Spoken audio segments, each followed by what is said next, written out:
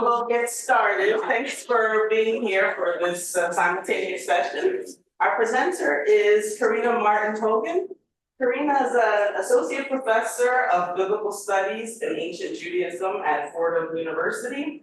She's a member of the theology department and affiliated faculty in Jewish studies and women's gender and sexuality studies.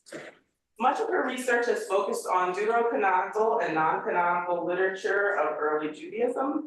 More recently, though, her research has shifted to the Book of Ruth, especially reading from feminist and contextual perspectives. And it's this work that will be the focus of today's talk, contextual readings of the Book of Ruth in Southern Africa. Let's give Karina a warm welcome.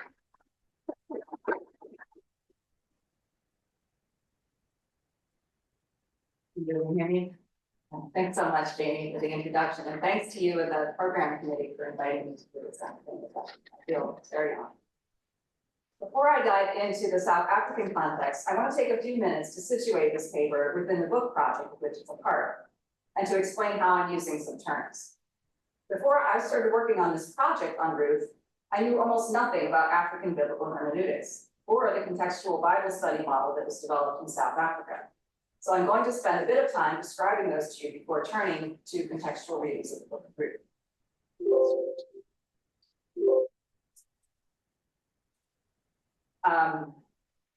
For those of you for whom these are familiar topics, I beg your patience. About 7 years ago, I began to get more interested in contextual hermeneutics, by which I mean biblical interpretation that takes as its starting point the cultural and social context of the interpreter. Biblical scholars, using a contextual approach, locate meaning in the interaction between the text and the reader. And they tend to be reflective and explicit about the assumptions that they, as readers, are bringing from their own contexts. As I grew more familiar with contextual hermeneutics, I realized that it's much more than a conversation among scholars. Contextual biblical scholarship takes seriously the interpretations of readers who are not trained as biblical scholars, and often centers their perspectives. Even when it is published in scholarly journals, the ultimate audience of much contextual biblical scholarship is the lay reader, who uses the Bible to make sense of their own life. I use the term lay in this project in contradistinction to academically trained, not in contrast to ordained clergy. To learn more about contextual hermeneutics, I decided to choose a book of the Bible that I love, the Book of Ruth, and explore contextual readings of it from different parts of the world. I received grants that enabled me to travel to 3 countries, Costa Rica, South Africa, and Indonesia, and conduct Bible studies of the Book of Ruth with groups of lay readers, as well as getting to know some biblical scholars from the regions that my book covers in addition to the United States, Latin America and the Caribbean, Southern Africa, and Southeast Asia. The word contextual in my book title alludes to 3 different things: the hermeneutical approach I just described, the different geographical contexts the book explores, and the practice of reading with lay readers, which was inspired by the model of contextual Bible study developed in South Africa. More on that in a moment. The working title of my book is The Book of Ruth in Contextual Feminist Perspectives. From the beginning, I knew I wanted to focus on contextual interpretations of Ruth that were feminist in orientation. But I'm conscious that the term feminist is sometimes perceived as Western and elitist in the global South, and can be equated with an unmitigated hermeneutic of suspicion. In the end, I decided to retain the term feminist in the title and define it very broadly. To me, being a feminist means respecting the dignity of all persons and working to build communities that support human flourishing, value interdependence, and oppose all forms of oppression. For the purposes of this book, a feminist reading need not be one that centers women's experience, although in practice most of them do, but it must be attentive to the power dynamics in the Book of Ruth and the role gender plays in them. The audience of my book is students and lay readers, not biblical scholars. So I aim to represent as broad a range of perspectives on the Book of Ruth as possible. Turning to the chapter on which this presentation is based, I again need to define some terms. Southern Africa is a term without a consensus definition. In its narrowest sense, in the United Nations geoscheme, it refers to the 5 southernmost nations in Africa: Botswana, Eswatini or Swaziland, Lesotho, Namibia, and South Africa. My chapter adopts the broader definition of the Southern African Development Community, which comprises 16 countries, in order to include scholars from Malawi, Mozambique, and Zimbabwe. The second term I want to talk about is African Biblical Hermeneutics, ABH, which nowadays is more or less synonymous with contextual hermeneutics in Africa, although its meaning has shifted over time. I started attending sessions of the African Biblical Hermeneutics section of the SBL annual meeting 6 or 7 years ago, but I came to a better understanding of ABH at the International SBL meeting in Pretoria, South Africa in 2023, where I attended multiple sessions aimed at introducing ABH to scholars from other parts of the world. The relationship between the Bible and colonialism in Africa is captured by a popular saying that circulated with variations during the period of decolonization in the mid-20th century. Quote, "When the white man came to our country, he had the Bible and we had the land. The white man said, 'Let us pray.' After the prayer, the white man had the land and we had the Bible." ABH has a long history.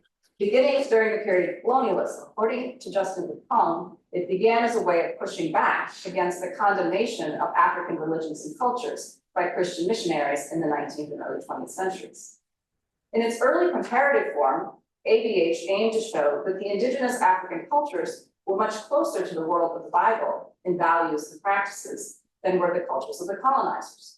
So Africans embraced the Bible while rejecting Western methods of interpretation. In the post-colonial era, from the 1960s to the 1990s, although African biblical scholars were generally trained in Europe in historical critical methodologies, they developed new, more critical approaches to interpreting the biblical text in light of African cultures, or using the Bible to reflect on aspects of African cultures, what Hogan calls interculturation approaches. They also began to acknowledge the oppressive ideologies intrinsic to some biblical texts, and to use the Bible to reflect on oppression in African contexts, what Hogan calls liberation approaches. Since the late 1990s, there has been an increasing focus in ABH on the African reader and the African context as the primary subjects of interpretation, which generate the questions to be asked of the biblical text. One factor contributing to the contextual turn in ABH, or perhaps just an example of it, is the development of the Contextual Bible Study, or CBS model, at the University of KwaZulu-Natal, formerly the University of Natal, in South Africa. Surprisingly, it was a white South African man, Gerald O. West, who introduced this model in South Africa before the end of apartheid. He had spent time in Brazil learning at the CEBI, Centro de Estudos Bíblicos model, of, quote, doing biblical studies with and from the perspective of the poor and oppressed, end quote, which was a component of liberation theology.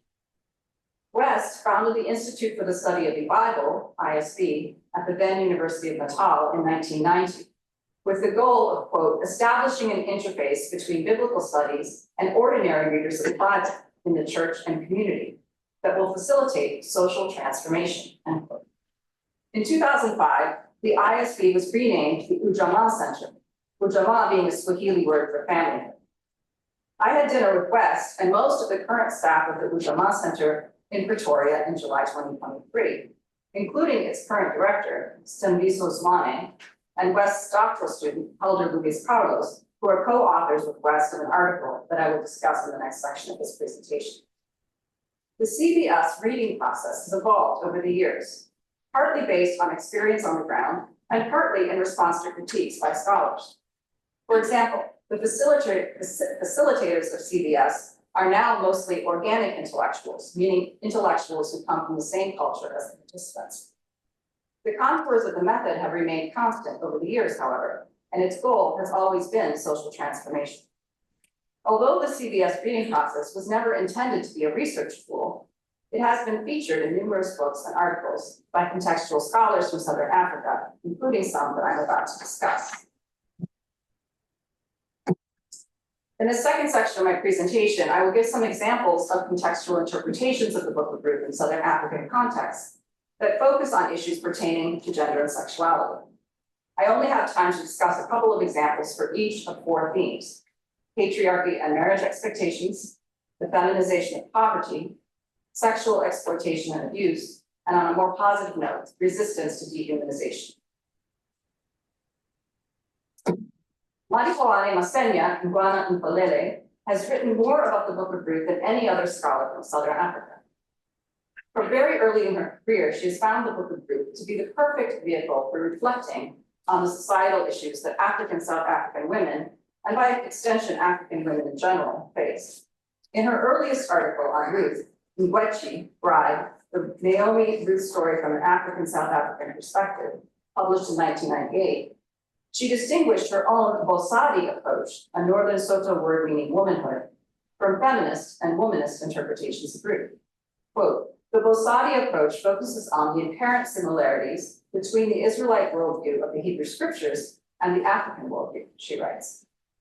Indeed, her approach in this article is mainly comparative, showing how the choices Ruth makes would make perfect sense to a Northern Soto Ngwetchi, which means both bride and daughter-in-law. For example, she references a Northern Soto proverb that says, quote, a woman's grave is at the place or home of her husband, unquote, meaning that a husband's death is not supposed to separate a woman from her in-laws. Although Masenya acknowledges the patriarchal assumptions of both the story of Ruth and her own culture, she takes a sunny view of the relationship between Naomi and Ruth in this article, presenting it as a model for how women, and especially mothers-in-law and daughters-in-law, should relate in an African South African context. In later articles, Masenya shifts from a comparative to a more critical approach, both to the Book of Ruth and to the patriarchy of African cultures. In a 2010 article entitled, Is Ruth the Aisha Kyle for Real? An exploration of womanhood from African proverbs to the threshing floor, Ruth 3:1-13. She tries to unpack what Boaz might have meant by calling Ruth a worthy woman, Aisha Kyle in 3:11, by examining African proverbs about women. She concludes from these proverbs that, quote, the basic determinant of worthy or ideal womanhood in African cultures is a woman's capacity to be a wife, whether in a monogamous or polygamous marriage relationship, and a mother, end quote. She then calls for, quote, interrogating the language of the powerful, end quote, in the case of Boaz calling Ruth a worthy woman, and concludes by lamenting the fact that the Book of Ruth is sometimes used to sanction overly restrictive notions of worthy womanhood in Africa. In this and later articles, her concern is often with popular readings of Ruth that are not critical of patriarchy and what she considers oppressive expectations of marriage in many African Christian contexts. Masenya also wrote a couple of articles about Ruth focusing on poverty, but I will shift now to the perspectives of other scholars. Building upon her work, Ndiko Mchiselwa, a colleague of Masenya's at the University of South Africa, UNISA, focuses directly on the feminization of poverty in his 2016 article, Reading Ruth on Leviticus 28, verses 8-55, in light of the landless and poor women in South Africa. The problem he addresses is that most rural women in South Africa do not have access to credit, and thus agricultural land ownership is still overwhelmingly male. Looking at Ruth 4, he observes that while Naomi is privileged relative to Ruth, she is still oppressed in that she is not regarded as a legitimate owner of her husband's land, but must instead seek a male redeemer. Ruth is even more oppressed because, he says, she disappears from the text as soon as she gives birth to a son who will become the legitimate owner of the land. Mchiselwa blames the plight of Naomi and Ruth on the patriarchal nature of the laws of land redemption in Leviticus 28, which presuppose that only men can own land and may reflect the reality in post-exilic Yehud. He concludes that the first step towards a liberative reading of these biblical texts in the context of South Africa is to acknowledge the connection between poverty and patriarchy. A 2023 article authored by Gerald O. West, Stambiso Zwane, who is the current Ujamaa Center Director, and West's doctoral student, Calder Carlos, goes even further in calling attention to the pervasiveness of patriarchy and its economic implications in the Book of Ruth. As the title, Contending for Invented Space in African Context and Biblical Text, intersecting gender, sexuality, ethnicity, and economics, suggests, the article uses spatial theory and an intersectional analysis of the dynamics of oppression in the Book of Ruth. The only character able to imagine a space that is not governed by the rules of patriarchy is Ruth, who envisions, quote, an interethnic family of women, end quote, in chapter 1, verses 16-17. No one else in the story is willing or able to enter this invented space, however, and Ruth is forced to adapt to invited spaces, including Naomi's home, in which they claim she's treated as, quote, a foreign female sex worker. Her fate is decided at the town gate, a thoroughly patriarchal space to which women are not even invited.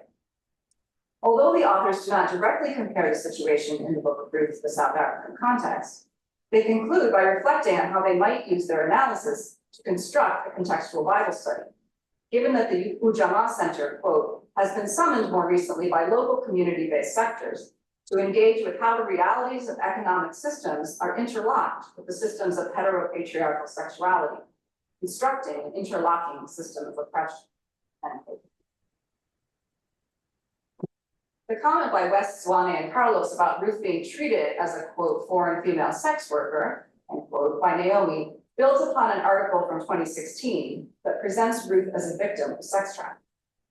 Bulata Lusungu Moyo, a feminist theologian from Malawi who earned her doctorate at the University of KwaZulu Natal, wrote about Ruth in an article entitled Traffic Violations, Hospitality, Forgiveness, and Exploitation, a contextual biblical study of Ruth. Following other feminist scholars who see Naomi as exploiting Ruth as a migrant worker, Talia Brenner, Bonnie Honig, and Gayla Mead, Moyo goes one step further and accuses Naomi of sex trafficking, meaning that Naomi commodifies Ruth's body in order to secure her own well-being. Like Mchuselwa, Moyo follows Brenner in claiming that Ruth disappears from the narrative as soon as she gives birth to Obed. This claim ignores the address to Naomi by the women of Bethlehem, who get the last word in the book apart from the genealogy. They affirm Ruth's ongoing presence in Naomi's life by proclaiming that Obed, quote, shall be to you a restorer of life and a nourisher of your old age. For your daughter-in-law, who loves you, who is more to you than 7 sons, has borne him. That's 4:15 in NRSV. Well, I would not want to deny that Naomi took advantage of Ruth's love for her. I think there is more to their relationship than simply exploitation. A different type of sexual exploitation is suggested by Gerald O. West and Beverly G. Haddad in their article also from 2016, Boaz as Sugar Daddy, Rereading Ruth in the Context of HIV. The title alludes to the alarmingly high rate of HIV infection, at the time over 20% among young women aged 15 to 24 in South Africa, which is 4 times the rate among young men. They cite research that attributes this discrepancy to the prevalence of age-disparate relationships between young women and older men in South Africa, which West and Haddad refer to as sugar daddy relationships. What West and Haddad are proposing in this article is to use the Book of Ruth, and specifically the age and economic disparity between Boaz and Ruth, to get young women to talk about the sugar daddy phenomenon in a contextual Bible study of the Ujamaa Center. They propose questions about the text that emphasize the agency of Ruth rather than treating her as a victim. The questions presuppose that some kind of sex took place on the threshing floor between Boaz and Ruth, and that the grain he gave her was a form of payment.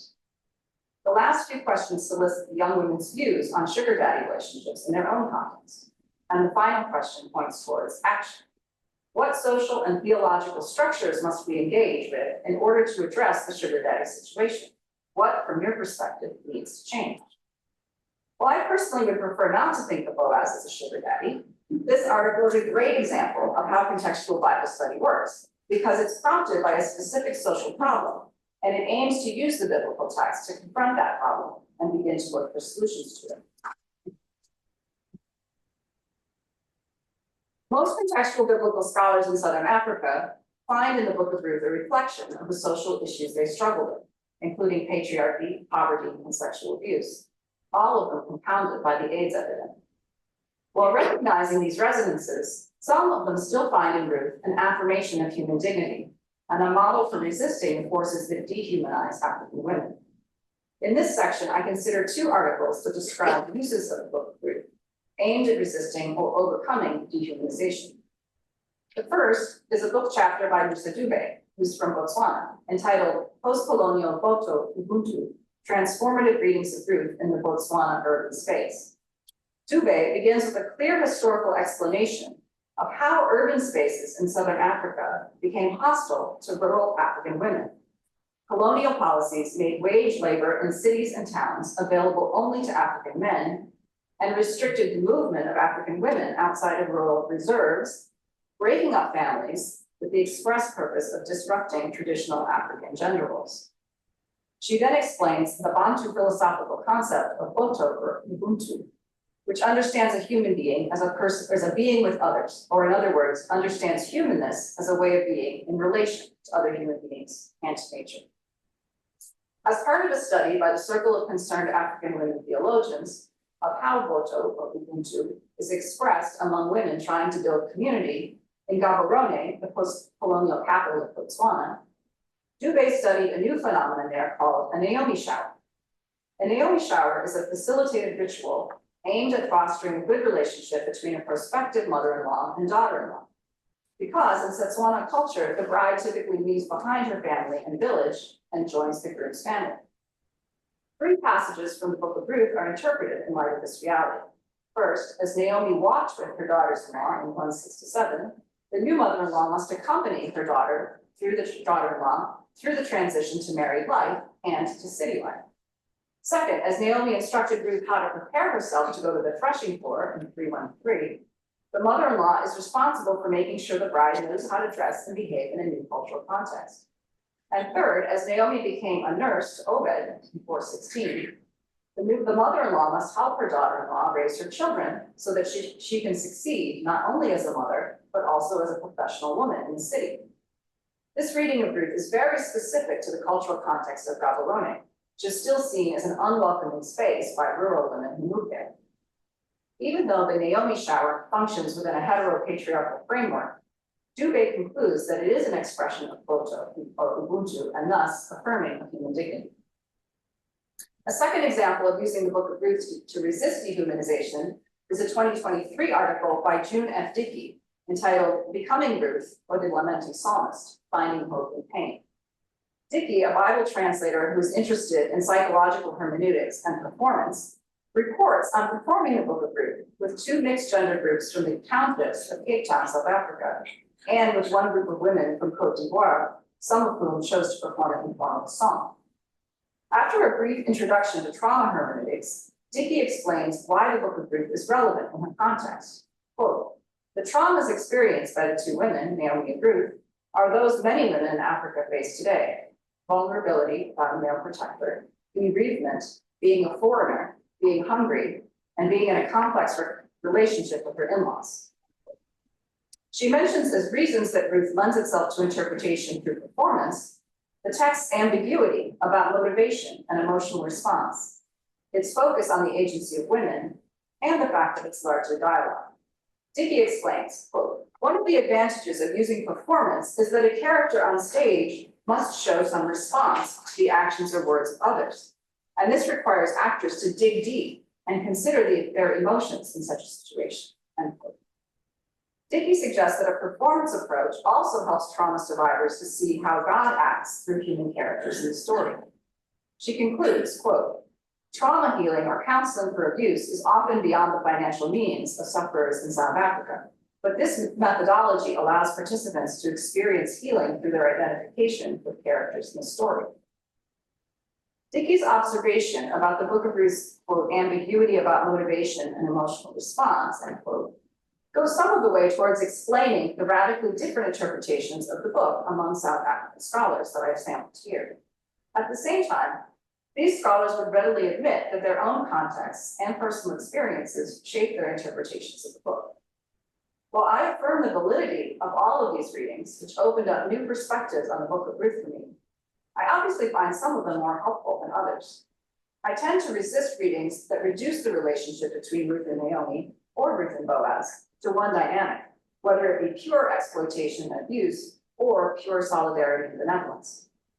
To me, what makes the Book of Ruth so much fun to discuss is how human the characters are, meaning that their motives are mixed and their relationships are messy.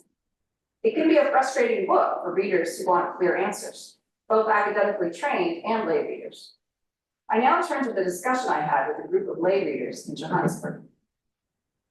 The group I led the discussion with at the Jesuit Institute in Johannesburg was assembled by the Reverend Noptula Vladla, who then worked as regional manager for the Global Interfaith Network for People of All Sexes, Sexual Orientations, Gender Identities, and Expressions, GIN-SSOGI, That organization, based in South Africa, promotes inclusion of LGBTI plus people of faith in communities around the world, but especially in the global South. Reverend Notala is also the pastor of a small church that is part of the Global Metropolitan Community Churches, MCC, a network of churches committed to LGBTQ plus inclusion. And as of 2024, is the first African member of the Council of Elders of the Global MCC. She gathered a group of 16 people, most of whom identified as lesbian or queer women, while one identified as non-binary, one as gender non-conforming, and one as a trans man. All agreed to be quoted by at least their first names, but since many of them use names different from their legal names, I'll just use the names or nicknames by which they introduce themselves. Most of them were born in South Africa and live in Johannesburg, Soweto, but a few were immigrants from other African countries. It was a multicultural and interdenominational group, but all of them were at least nominally Christian. The discussion lasted more than 4 hours, so I will only have time to share a small sample of the themes we discussed. For the first chapter of Ruth, the question that provoked the most discussion was the nature of Ruth's feelings for Naomi, or how to interpret Ruth's vow to Naomi in chapter 1, verses 16 to 17.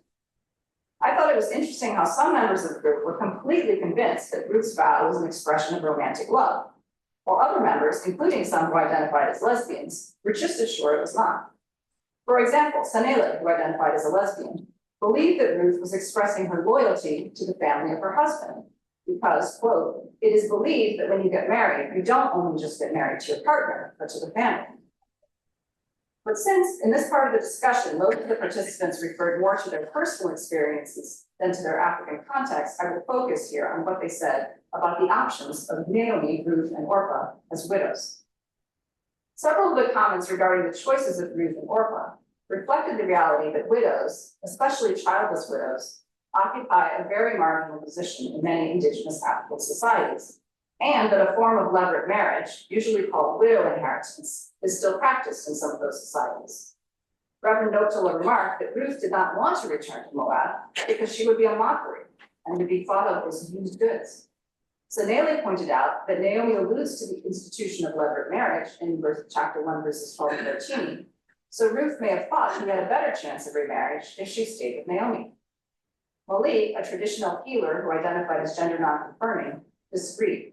They thought Orpah made the safer choice, and Ruth took a big risk in stepping into the unknown.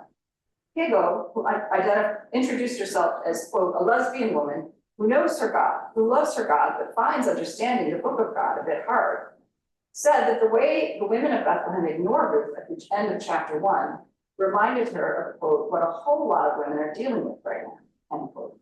She explained that when a woman marries into a family and her husband dies, her in-laws treat her as a nobody, as not contributing anything to the family. Sanele agreed. She thought Naomi spoke for Ruth as well when she described herself as bitter, because the future was bleak for both Naomi and Ruth as childless widows. Reverend Tembi, who identified as a lesbian, disagreed strongly. How could Naomi say that she had returned empty when she had someone to support her, who chose to return with her and stay close to her heart, and who still had a chance to remarry? The predicament of the 3 childless widows in chapter 1 felt very real to some members of the group who knew widows who felt unwanted by both their in-laws and their families of origin. For the second chapter of Ruth, the question that evoked the most references to the South African context was one about why both Boaz and Naomi were concerned about Ruth's safety while gleaning. Some participants went immediately to rape, or gender-based violence, which they referred to by the acronym GBV. I heard a lot of discussion of GBV while I was in South Africa, mainly by people commenting on the gap between the law and its enforcement, such that, and the consequent low rate of reporting such crimes. Others felt that Ruth's vulnerability had less to do with her gender than with her ethnicity. Nomsa, a lesbian woman, recalled that the ancient Israelites had a stereotype about Moabite. Nomsa suggested this had to do with the Moabites being lighter skinned than the people of Judah. But when I asked her if the Bible said anything about this, she replied, quote, you're not taking it in the context of South Africa. Like if you're very light skinned, like all men want you because you're light skinned, you know? She went on to say that Boaz was afraid that the vultures are going to devour her. Maureen, who also identified as a lesbian, agreed. adding that Ruth probably wouldn't be safe with the women either in that case, because they would fear that she had come to take their men. The group laughed appreciatively at these suggestions, and no one objected. The main disagreement in this discussion of chapter 3 was about whether Naomi was trying to do what was best for Ruth or just exploiting her for her own profit. KG, who introduced herself as, quote, a human being just like anybody else, unquote, had the most generous interpretation of Naomi's plan in sending Ruth to the threshing floor. Naomi had come to view Ruth as her daughter, and she wanted to see her married and moving forward with her own life. Zanele thought that Naomi's motivation was, quote, to close a gap, maybe, of Ruth's sense of belonging in Bethlehem, unquote. But at the same time, she hoped to profit from Ruth's marriage by continuing to be fed. Maureen explained the grain that Boaz gave Ruth in the morning as mabuso, a South African township slang term for money given to a woman in the morning by a man she spends the night with. Accepting mabuso is not universally viewed as sex work, but right after Maureen brought up the term, Milsa asked if she meant that Naomi was pimping Ruth out. Donwell, trans man, responded that what happened was not pimping, but nevertheless, Ruth entered into a transactional relationship with Boaz. Seppi, who introduced herself simply as a woman, suggested that both women were taking advantage of Boaz's earlier kindness to Ruth, and no one disputed that. Reverend Mafu suggested that Naomi needed Boaz to act as a redeemer, and she was too old to marry him herself, so she used Ruth to manipulate Boaz into taking on the role of redeemer. Reverend Mafu was of the opinion that culturally, it was a solid plan, even though it involved taking advantage of both Ruth and Boaz, because in the end, both widows would be taken care of. Although most participants seemed to concur that Boaz was manipulated, Malik pointed out that in chapter 2, Boaz already seems to know a lot about Ruth, so maybe the marriage was prearranged. At this point, Sanele brought up another South African term, ukutwala, which means bride abduction, typically of a young girl by an older man. Her point was that in many cases, ukutwala is not an actual kidnapping, but a prearranged transaction between the girl's family and the older man. So Sanele seemed to be agreeing with Malik that Naomi's plan had been worked out with Boaz in advance. That suggestion disturbed several participants, including Reverend Noctula, because it seemed to be taking away his agency. When I pointed out that Ruth did not actually follow Naomi's instruction of letting Boaz tell her what to do, but instead Ruth told Boaz what to do when he awoke in 3:9, Reverend Noctula seemed to appreciate that intervention. I noticed that introducing the loaded terms mabuso and twala raised the temperature of the discussion and made some participants uncomfortable, even though no one objected that those terms were irrelevant to what happens in chapter 3 of Ruth. By the time we reached the discussion of chapter 4, there was quite a bit of tension in the room. A conflict erupted between one of the ministers, Reverend Tembi, who was speaking authoritatively but not exactly accurately about the laws of land redemption, and KG, who was backed up by a few other members of the group. KG was accusing the 3 ministers in the group of misleading people about the Bible and not encouraging the laity to read the Bible for themselves. I felt helpless to mediate the conflict because I didn't fully understand what the argument was about. One of the issues that came up was which Bible translation to use in church, since South Africa is a country with 12 official languages. Fortunately, Reverend Noctula was able to calm everyone down and the conflict blew over. But it helped me understand why the Ujamaa Center generally works with groups representing a single culture and chooses facilitators who are from that culture or at least knowledgeable about it. So, in conclusion, I would not call my discussion of Ruth with the group in Johannesburg a contextual Bible study for 3 reasons. First, because it did not end with an action plan generated by the group. Second, because it did not go deep into any single issue, so I wanted to discuss the whole book of Ruth. And third, and perhaps most importantly, because it was designed with the needs of my research in mind, rather than being designed in response to the concerns of the group. Although I did try to tailor my questions to what I imagined would be the concerns of LGBTQ Christians in South Africa. Nevertheless, when I read an article by South African biblical scholar and CBS facilitator, Srajini Nadar, that criticized scholars who use CBS to advance their own research agendas, I felt implicated.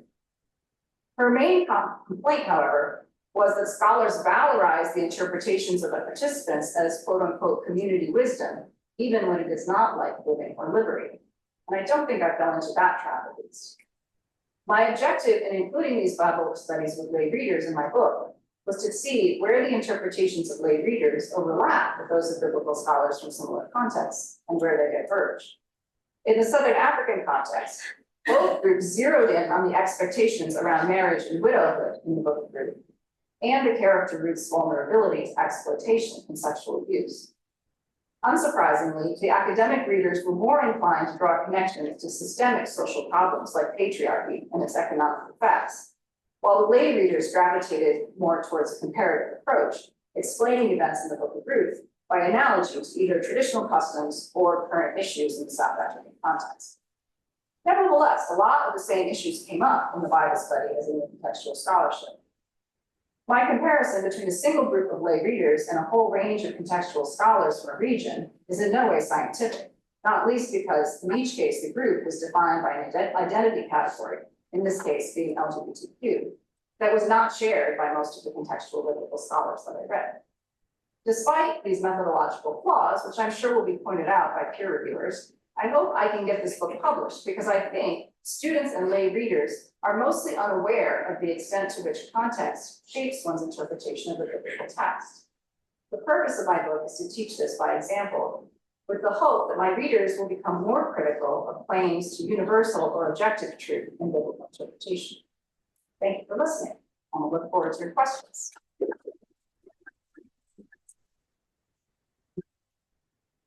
Microphone now, so if you raise your hand, please wait for Jamie to step out. Thank you very much for your presentation. Questions?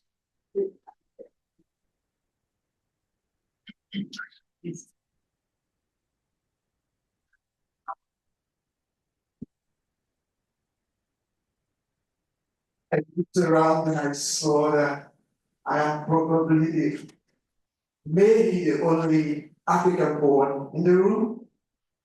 And I feel very grateful to you, Professor Karina, for going home to my continent to try to do something. And you challenged me a lot. And I feel like stepping into new shoes, into new waters, to tell the people everywhere how we read the Bible and how we see the Bible. Thank you very much. I think in the first place, I'd like to recommend everyone here to read a little book by Chinua Achebe, Things Fall Apart. When you read the book, it gives you a prism into the African world. And you see that we lost a lot with our contact with the West. And that is reflected in the reflection you gave in your paper. Especially with regard to the last group, I imagine you couldn't actually find a baseline or a consensus because of the division there. That's where I see Achebe coming in. But I also very much appreciate your articulation of Musa Dube's thoughts on Ubuntu. That's a very wonderful prism with which to view Africa, because we live in community. I find it very difficult to preach at weddings, preaching unity and indissolubility. I can preach indissolubility, but I don't have to preach unity, because unity presumes that marriage is between a man and a woman, and that's all. It's hard for me to preach that at holiness in Africa, because marriage is marriage of the family. My brother's wife sees me as her husband. Yes, I don't mean that, not conjugal, but that's my husband. My brother lives in Lagos. He hit his wife, and his wife took his 2 kids and went home to my father. Without telling him, he went to work. She went home to our house. That's our house. So they live in Lagos, but our home is my home. And my father said, "Oh, welcome my daughter, bring my kids here." And bought clothes and everything, and life started again. And I was in Lagos at the time when I got the call back from my father. Your wife is here, your brother's wife is here with the kids. Your brother hit him. And all of us simply called my brother. And we went into it. We didn't say, no, it's you and her. And he shamefully came home and took his family and went to the home of his wife, got reconciled, and took his family home. So I'd like to thank you very much. It's a challenge. I have no question for you. I'm just grateful to you for challenging me to do a little more work than I have been doing. Thank you.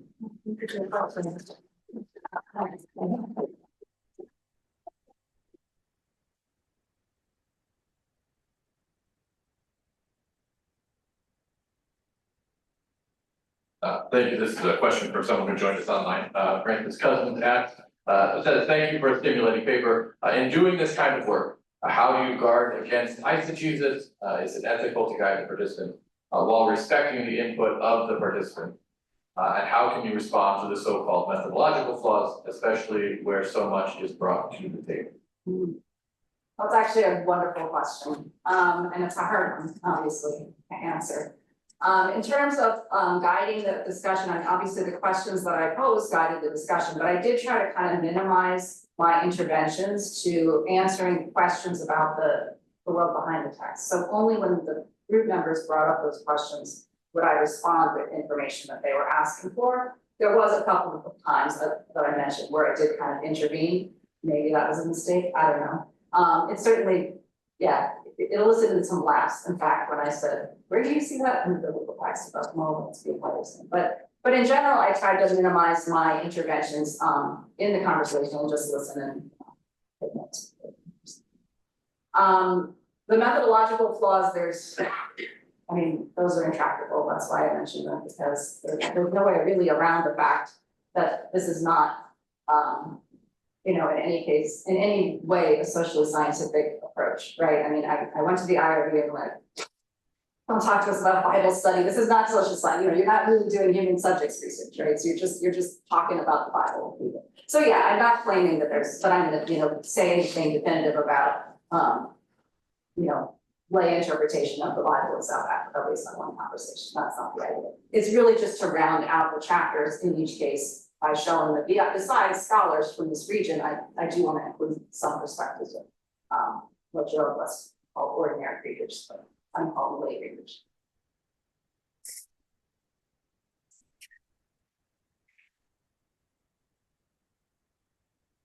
Thanks so much, Karina. Really compelling and stimulating. And this is actually a question that's kind of arising from that question, your response, which is, could you articulate a little bit more what you are doing then in the book as a whole? And are you trying to balance some of these methodological questions? Are you trying to flesh things out from like scholarly perspectives? That would be helpful. Can you say a little more what you mean about flesh things out from a scholarly perspective? So kind of and this is partly my own ignorance in terms of the contextual approach. Is it all about the world in front of the text and, you know, the relationship between readers now? Is that the whole, is that the it's not project? Necessarily the whole thing, but it's always the starting point, right? So every contextual study that I've read sort of starts from some issue on the ground, right, in the context of the reader, and then sort of moves from that to the biblical text. And then again, you know, there's variations on the ways in which they interact with the biblical text. Some of them do go more into the world behind the text in their exegesis, but then they always come back, right, to the world in front of the text. So it's really basically moving from the world in front of the text into the text, sometimes into the world behind the text, and then back to the world. So that's just kind of the nature of these approaches. And was there some other piece of the question? No, so just to clarify that then, so you're more a facilitator for what other people bring to the table? I'm sorry, no, I was describing the scholarly articles that I read. So yeah, no, that's one piece of each chapter is dealing with the scholarship, like just examples of the scholarship that take that approach, right? Then at the end of each chapter, there's a description of this little discussion, right, that I have with one group of people, you know, in no way representative, but just like, here's a group of people talking about, and usually one particular focus. So in the South African context, I was talking about gender and sexuality issues. In the Latin American context, I was talking about migration issues, so that the issue or the discussion focused on one particular facet of the book of Ruth, but looking at the whole book.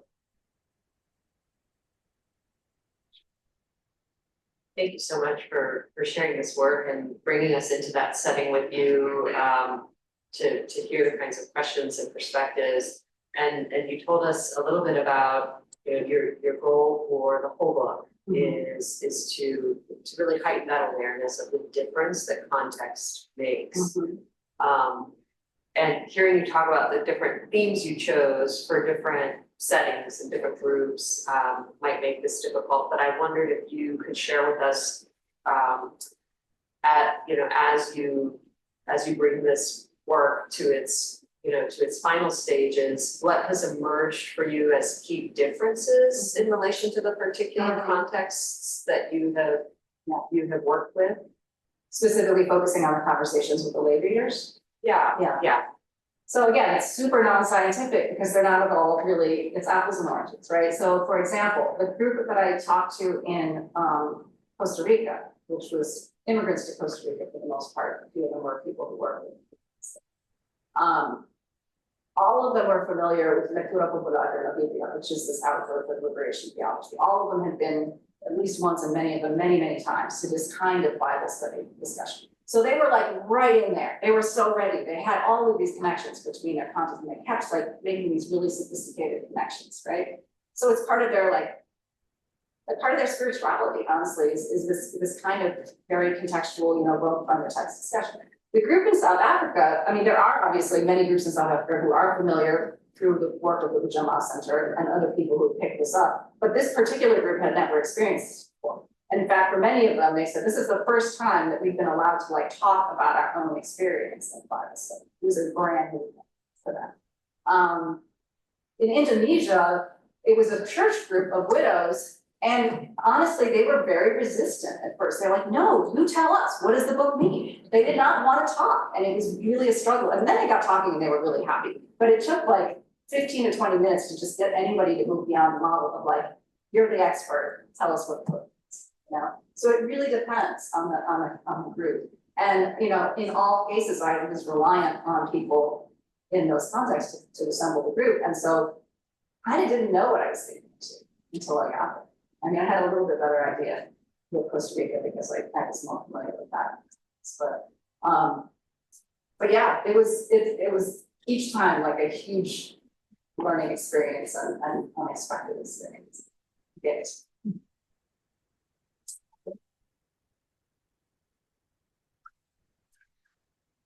Thank you, Karina. Great paper, great presentation. Before your conclusion, what I was thinking about was the gap between the two readers, because it was coming out, between lay readers and academic readers. Yes. So focusing more on the academic readers, I don't know how much you've interacted with them or kind of, thought about how they think. But I'm curious to know, to what degree that they are incorporating data essentially from the lay readers into their studies. I mean, it's clear that they're working with the world in front of the text and they're engaging theory. But do you know sort of what their stance is as far as actually engaging in the way that you did? Some of them it's front and center, right? They call what they're doing contextual Bible study. They're following this model developed by the Jamal Center. So for some of them, they're starting from that data that they've collected doing the study, or at least, well, in the one case of the co-authored article by West, Salami, and Calder, they were writing the article sort of in anticipation, right, doing a Bible study. But their frame of reference is the lay reader, is the world. But some of the other ones are not necessarily coming from, group discussions, right? So for example, Masenia, she's constantly referring to her own context that she comes from, but she's not always, although in some cases she is taking it to group, church groups and stuff. So in some cases she's talking about particular discussions she's had, but in other cases she's just talking about sort of her own cultural experience and bringing it to bear. So it really varies. Thank you, Chris. Thanks.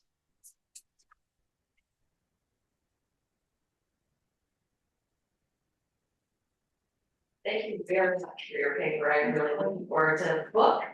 And buying it and also having 2 or 3 parts of it. So I really appreciate the work. So this is a meta question and it's really, I think, for all of us here, we are your audience for this book, right? In terms of our context. And We mean, okay, North Americans or? Yeah. Yeah. So I wonder, I read contextual biblical studies all the time. I love it. It gives me perspectives on the text I hadn't thought of because of my limited context. One of my worries is to what degree do we reinforce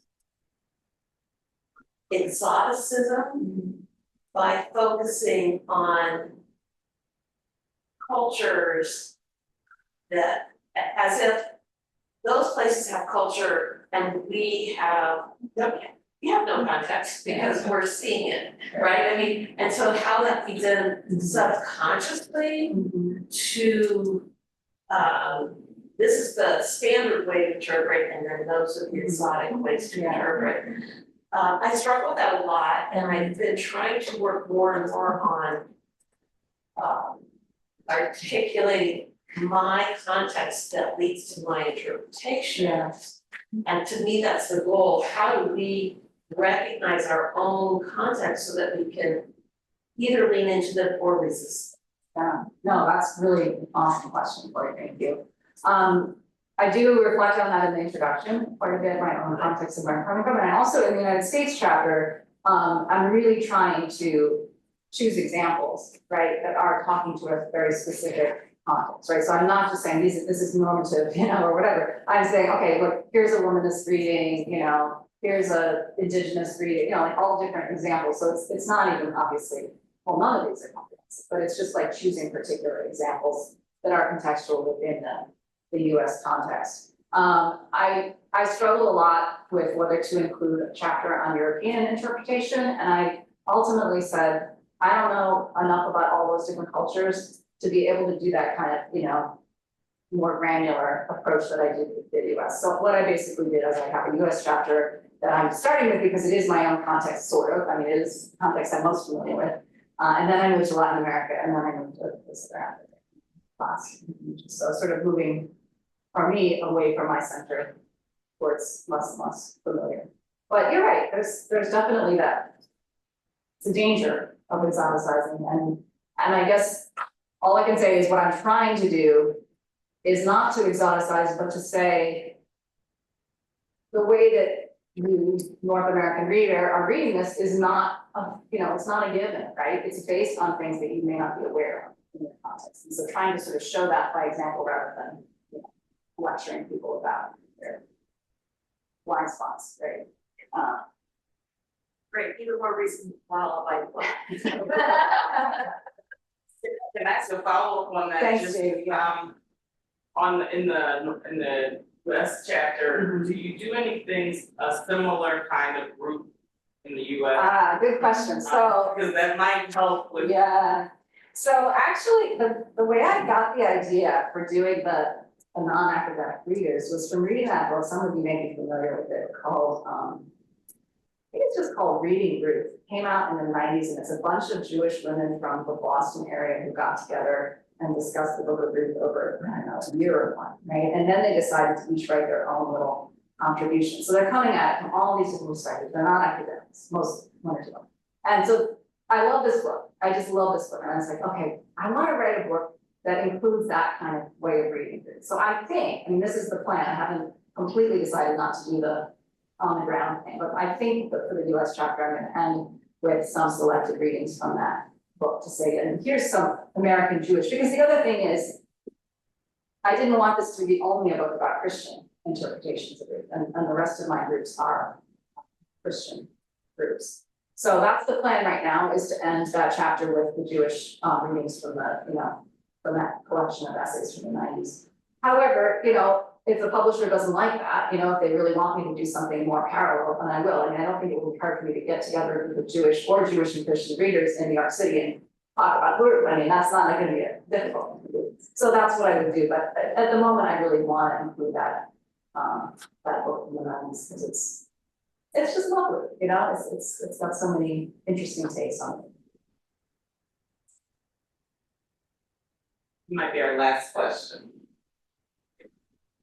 Karina, thank you so much. I completely enjoyed this presentation. I learned so much. And my question is how has contextual Bible study informed your pedagogy? How has it developed? Have you worked with additional strategies? Absolutely. In terms of classroom experience? Yes, thank you so much for that question. Yeah, I feel like it radically changed my pedagogy. I mean, partly because I came back after a sabbatical and oh my God, it's ChatGPT world, right? Like I had been away from that for a year, you know? And so I had to do something differently, right? But yeah, it absolutely has, I mean, I do assign these kinds of articles, the contextual approaches. I teach a class called the Bible as Migration Literature, which I stole from my colleague here. Yeah, there you go. Hogan had the idea of it, but I developed it for the Lincoln Center campus. And yeah, and in there I assign these kinds of articles, but I also do activities like, yeah, when we do Ruth, I broke them into groups and had each group sort of act out a chapter, right? Because I do the performance approach because it really gets them into it. And there was one group that was so brilliant. They did, I guess it was the first chapter. Anyway, they did a gender swap of like, it was a group of 3 guys and 1 girl, and they had the girl played one of the male characters and the men played, I can't remember, I think, I mean, it was very cute. Like they came up with all sorts of creative things like on the fly in the classroom, you know, with 20 minutes to prepare something. So it's worked really well.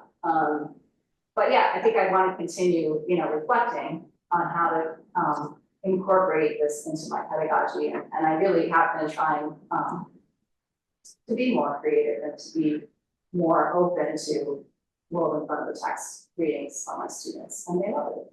And they love to make it their own that way. Great, thank you. Well, let's give another round of applause.